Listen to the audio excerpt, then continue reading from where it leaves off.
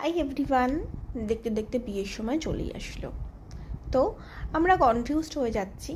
সাধারণ মেয়েরা যারা আছো তাদের নিশ্চয়ই কেনাকাটা সব কমপ্লিট করে ফেলে। এইবার ভাবছো যে কেমন সাজবো, সবাই তো অনেক ধরনের লুক দিচ্ছে, তো কেমন ধরনের সাজবো। তো চলো, যে ধরনের সাজগুলো রিয়েলি তোমরা করতে পারবে, মানে রিয়েল ক্লায়েন্ট বেস যে ওয়ার্কগুলো আছে, সেই ওয়ার্কগুলো আমি তোমাদের সামনে মোটামুটি কিছু তুলে ধরলাম। এগুলো কিন্তু রিয়েল ক্লায়েন্ট বেস ওয়ার্কই আছে।